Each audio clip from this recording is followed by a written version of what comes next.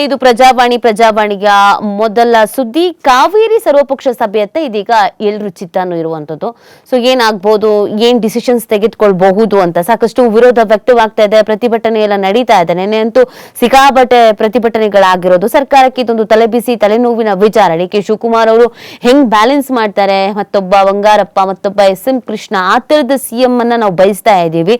So ಅದೇ ತರದೊಂದು ಖಡಕ್ ಆದಂತ ಡಿಸಿಷನ್ಸ್ ಅನ್ನ ತೆಗೆದುಕೊಳ್ತಾರಾ ಅನ್ನೋದೊಂದು ಪ್ರಶ್ನೆ ಇದೆ.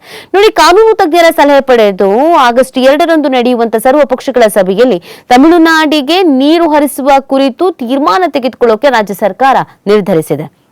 ತಮಿಳುನಾಡಿಗೆ ಪ್ರತಿದಿನ 3500 ಕ್ಯೂಸೆಕ್ ನೀರು ಹರಿಸಬೇಕು ಎಂಬ ಕಾವೇರಿ ನೀರು ನಿರ್ವಹಣಾ ಪ್ರಾಧಿಕಾರದ ಆದೇಶದ ಕುರಿತು ಅಧಿಕಾರಿಗಳ ಜೊತೆ ಶುಕ್ರವಾರ ಸುದೀರ್ಘ ಸಭೆ ನಡೆಸಿದ್ದ ಮುಖ್ಯಮಂತ್ರಿ ಡಿ.ಕೆ. ಶಿವಕುಮಾರ್ ಅವರು ಸುದ್ದಿಗೋಷ್ಠಿಯಲ್ಲಿ ಇದಕ್ಕೆ ಸಂಬಂಧಪಟ್ಟಂತೆ ಮಾಹಿತಿಯನ್ನು ಹಂಚಿಕೊಂಡಿದ್ದಾರೆ. ಜುಲೈ ಅಂತ್ಯದವರೆಗೆ ತಮಿಳುನಾಡಿಗೆ 6 ಟಿಎಂಸಿ ಅಡಿ ನೀರು ಹರಿಸಿದ್ದೇವೆ. 100 ವರ್ಷಗಳಲ್ಲಿ ಇದೇ ಮೊದಲ ಬಾರಿ ಅತಿ ಕಡಿಮೆ ನೀರು ಹರಿಸಲಾಗಿದೆ. ತಮಿಳುನಾಡು 9.94 ಟಿಎಂಸಿ ಅಡಿ ನೀರು ಹರಿಸೋಕೆ ವಾದ ಮಂಡಿಸಿತ್ತು.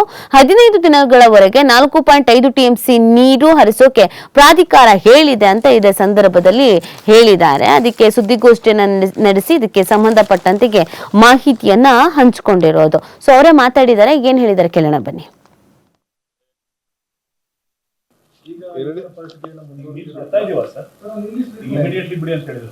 ಅವರು ಬಿಡಬೇಕು ಅಂತ ನಿನ್ನೆ ನಮ್ಮ ವಾದನ ರಿಜೆಕ್ಟ್ ಮಾಡಿದ್ದಾರೆ. ಮುಂದಕ್ಕೆ ಏನ್ ಮಾಡಬೇಕು ಅಂತ ಆಲ್ ಪಾರ್ಟಿ ಲೀಡರ್ಸ್ ನ ಮೀಟಿಂಗ್ ಕರೆದಿದ್ದೇನೆ.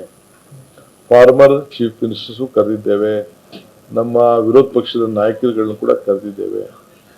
ಅವರೆಲ್ಲ ಬರ್ತಾರೆ. ಅವ್ರ ಸಲಹೆ ಕೂಡ ಕೇಳ್ತೀವಿ. ಲೀಗಲ್ ಟೀಮ್ ಹೇಳಿದ್ದೇವೆ. ಹಿಂದೆ ಇಂಥ ಸಂದರ್ಭದಲ್ಲಿ ಏನೇನು ಆಗಿದೆ ಅನ್ನೋದು ಕೂಡ ಅವರು ಕೂಡ ಎಕ್ಸಾಮಿನ್ ಮಾಡಕ್ ಹೇಳಿದ್ದೇನೆ. ಅದಾದ್ಮೇಲೆ ಏನ್ ಮಾಡ್ಬೇಕು ಅನ್ನೋ ತೀರ್ಮಾನವನ್ನ ಮಾಡ್ತೇವೆ.